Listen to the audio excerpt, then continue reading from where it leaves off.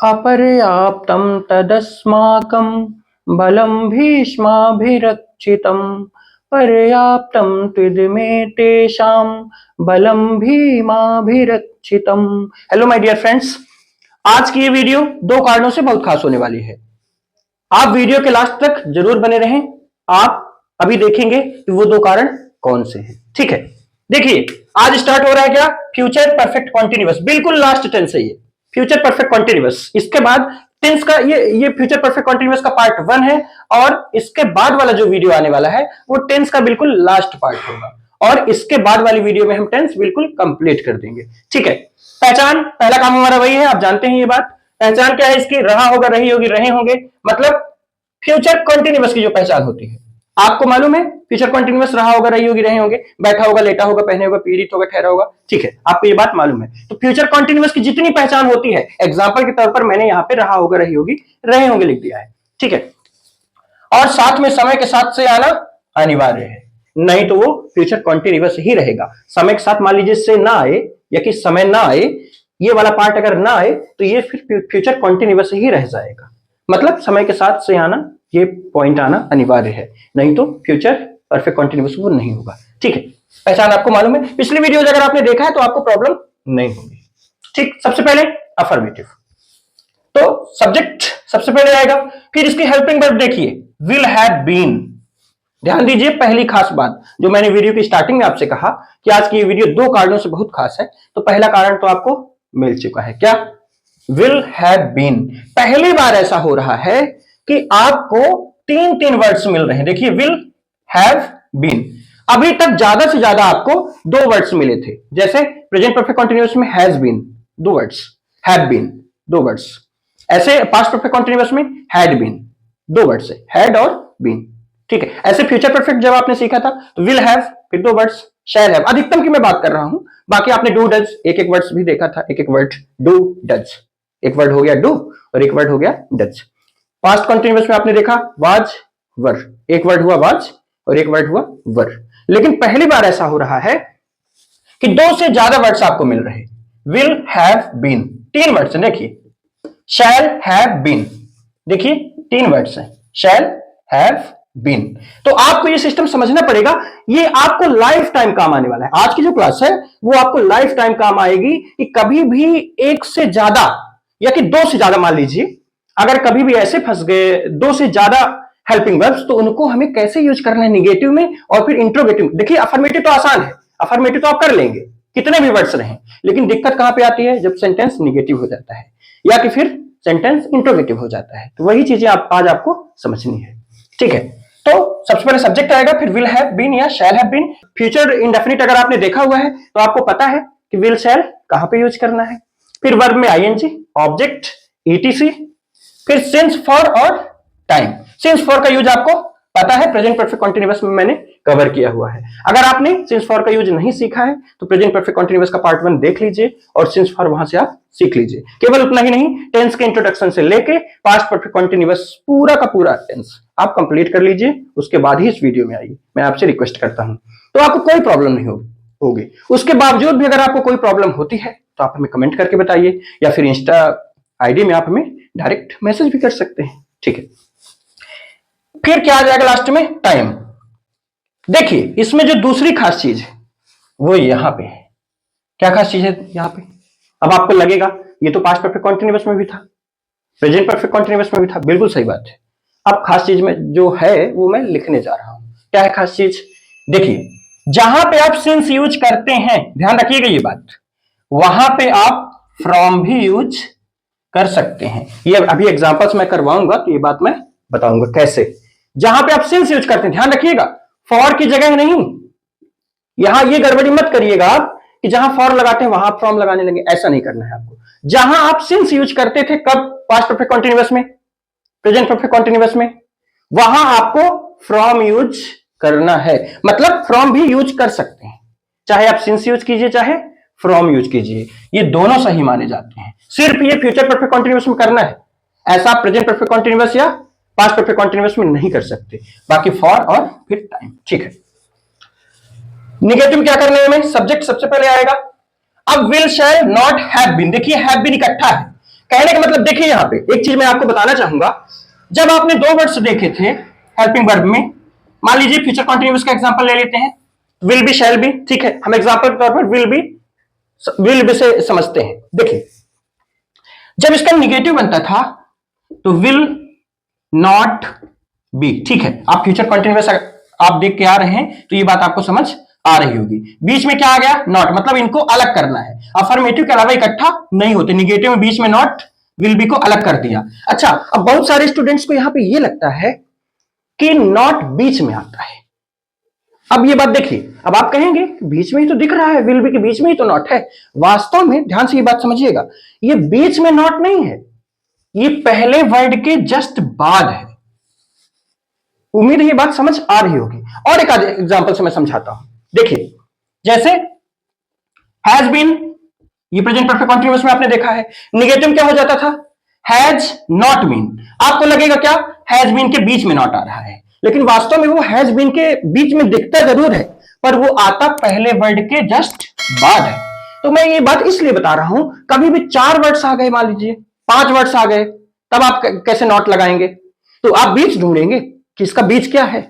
ऐसा नहीं करना, आपको पहले वर्ड के बाद लगाना है। कहने का मतलब है पहले वर्ड को अलग किया जाता है, बाकी सारे वर्ड्स इकट्ठा रहते हैं। ये फार्मूला आप कभी मत भूलिए। आगे चल के जब आप मॉडल पढ़ेंगे तो वहां पे आपको मिलेगा will be able to, 4 words मिलने वाले हैं, विल बी एबल टू। अब नॉट आप कहां लगाएंगे भाई? अगर आप कहेंगे बीच में आएगा नॉट, तो विल बी नॉट फिर एबल टू, गलत हो गया। मतलब ये है पहले वर्ड के बाद पहले वर्ड को आपको अलग करना है। ये सिस्टम याद रखिएगा कि अफर्मेटिव में तो इकट्ठा रहते हैं, ठीक है, चाहे जितने वर्ड्स हो, चाहे 3 वर्ड्स हो, चाहे 4 वर्ड्स हो, कितने भी वर्ड्स हो, अफर्मेटिव में इकट्ठा रहेगा। लेकिन निगेटिव में पहला वर्ड अलग हो जाएगा, मतलब विल अलग हो गया, शैल, शैल हैव बीन में शैल अलग हो गया। ठीक है, कुछ एग्जांपल्स करते हैं तो ये बात आपको समझ आ जाएगी। ठीक है, चलिए देखिए, वह 3 दिनों से उसे सता रहा होगा। चलिए इसका ट्रांसलेशन हमें करना है। सबसे पहले सब्जेक्ट आएगा, सब्जेक्ट वह ही, ठीक है, सब्जेक्ट हो गया। विल हैव बीन लगाया जाएगा, शैल हैव बीन, क्या लगाएं? विल हैव बीन लगाएंगे ही के साथ, लगाइए, क्या दिक्कत है? Will have been, he will have been. अब देखते चलिएगा, वर्ब में आईएनजी, वर्ब क्या है इसमें? सताना, ठीक है। सताना को आप इंग्लिश में क्या कहेंगे? देखिए, सताना को आप चाहे टॉर्मेंट कहिए, ध्यान दीजिएगा, ये टॉर्मेंट यानी होता है सताना, या कि आप टॉर्चर भी यूज कर सकते हैं। ठीक है, हम टॉर्मेंट यूज कर रहे हैं, टॉर्मेंट, आईएनजी लगाइए, वर्ब में आईएनजी, टॉर्मेंटिंग। क्या बन रहा है देखिए, he will have been tormenting, ठीक है। अब ऑब्जेक्ट, किसे सताना? उससे, यानी हिम, ऑब्जेक्ट हो गया हिम। अब ईटीसी कुछ है क्या? नहीं है। सिंस फॉर, अब ध्यान से देखिएगा, 3 दिनों से क्या यूज किया जाए? 3 दिनों के लिए फॉर यूज करेंगे, ये बात क्लियर है, ठीक है, फॉर। अब यहां पर आप फ्रॉम यूज न कीजिएगा, मेरा मतलब यही था, जहां आप सिंस यूज करते हैं वहां पर आप फ्रॉम यूज इस टेंस में कर सकते हैं, लेकिन फॉर की जगह आप फॉर ही यूज कीजिए। फॉर, फिर 3 दिनों, यानी 3 डेज। फाइनली हमारा सेंटेंस क्या बन रहा है? He will have been tormenting him for 3 days, बन गया। या कि he will have been torturing him for 3 days. यहां पे हिम की जगह हर भी यूज किया जा सकता है, पर ऐसी कंडीशन में मेल जेंडर को हम ज्यादा प्रायोरिटी देते हैं।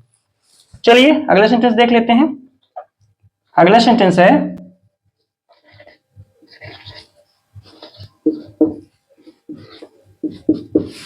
उसका भाई सुबह से कुछ कर रहा होगा। चलिए सबसे पहले क्या आएगा?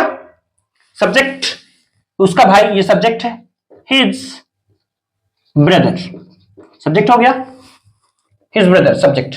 विल हैव बीन या shall have been? Will have been लगाएंगे, will have been, his brother will have been. Verb में आईएनजी, वर्ब क्या है?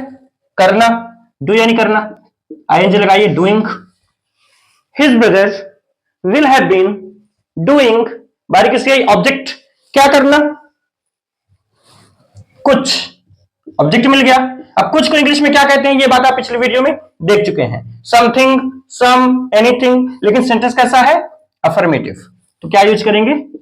समथिंग यूज करेंगे, ठीक है। His brother will have been doing something. अब इटीसी कुछ है नहीं है। सिंस फॉर क्या लगाया जाए, देखिए सुबह से क्या यूज करेंगे, सिंस यूज करेंगे। अब यही बात मैं आपको बता रहा था कि यहां सिंस यूज कीजिए, चाहे तो आप फ्रॉम भी यूज कर सकते हैं। मतलब चाहे आप सिंस मॉर्निंग करिए या फ्रॉम मॉर्निंग करिए, दोनों ही सही है। ठीक है, क्या बना फाइनली हमारा sentence, his brother will have been doing something since morning, his brother will have been doing something from morning. ठीक है, अगला सेंटेंस देखते हैं। श्याम 2 दिनों से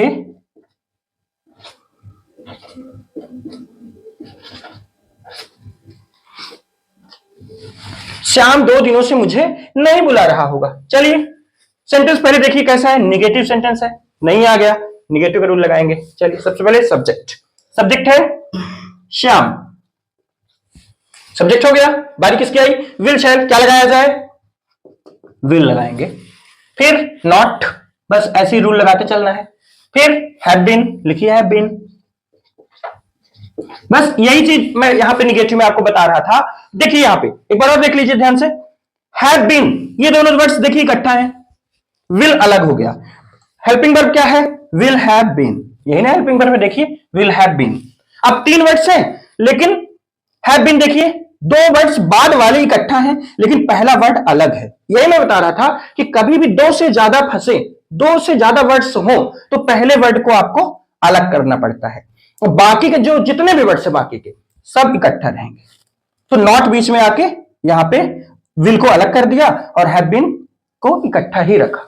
ऐसे इंट्रोगेटिव में कौन अलग करता है, सब्जेक्ट अलग करता है, आपको ये बात मालूम है। तो बीच में सब्जेक्ट आएगा इंट्रोगेटिव में, अगला वीडियो इंट्रोगेटिव का ही आने वाला है, वो ये बात हम इंट्रोगेटिव में डिटेल से देखेंगे। ठीक है, Shyam will not have been, verb में आईएनजी, वर्ब क्या है, बुलाना, बुलाना होता है, कॉल यानी आईएनजी लगाइए, कॉलिंग। अब ऑब्जेक्ट, किसे बुलाना, मुझे, यानी me. Shyam will not have been calling me. अब ईटीसी कुछ नहीं है, सिंस फॉर क्या लगाया जाए, 2 दिनों से, तो दिन में क्या लगाएंगे, फॉर लगाएंगे, फॉर 2 days, बन गया। फाइनली हमारा सेंटेंस क्या बन रहा, Shyam will not have been calling me for 2 days, Shyam मुझे 2 दिनों से नहीं बुला रहा होगा। चलिए चौथा सेंटेंस देखते हैं, मेरा भाई सुबह से टीवी देख रहा होगा। चलिए लगाते हैं, अफर्मेटिव का रूल लगेगा इसमें। सबसे पहले सब्जेक्ट क्या है, मेरा भाई यानी my brother, my brother will have been, बस ऐसे रूल लगाते चलिए आप, will have been, my brother will have been, verb में आईएनजी, वर्ब क्या है देखिए, देखना, तो देखना तो लुक यानी होता है, लेकिन कभी भी टीवी देखना, मूवी देखना है, आप वॉच यानी देखना यूज कीजिए, बेटर रहेगा। आईएनजी लगाइए, वाचिंग, क्या बना, my brother will have been watching. अब ऑब्जेक्ट क्या देखना, टीवी देखना, तो द टीवी या कि अ टीवी, कुछ ना कुछ आपको करना पड़ेगा, तो the TV, my brother will have been watching the TV. ETC कुछ है क्या, नहीं है। सिंस फॉर क्या लगाएं, सुबह से, फिर से आ गया, मतलब सिंस यूज करेंगे, दिन बजे सन सुबह शाम महीना, सिंस यूज कीजिए, सिंस सुबह से यानी मॉर्निंग। अब सिंस की जगह आप फ्रॉम भी यूज कर सकते हैं, कोई दिक्कत वाली बात नहीं है। ठीक है, उम्मीद है अब ये सिंस और फ्रॉम वाला ये कॉन्सेप्ट आपको समझ आ रहा होगा कि आप सिंस जहां यूज करते हैं वहां पर आप फ्रॉम यूज कर सकते हैं, केवल फ्यूचर परफेक्ट कॉन्टिन्यूअस टेंस में। प्रेजेंट परफेक्ट कॉन्टिन्यूअस या पास्ट परफेक्ट कॉन्टिन्यूअस में आप बिल्कुल भी ऐसा मत करिएगा। चलिए 5वां सेंटेंस देख लेते हैं क्या है, वह 1 घंटे से पंखे को रिपेयर नहीं कर रहा होगा।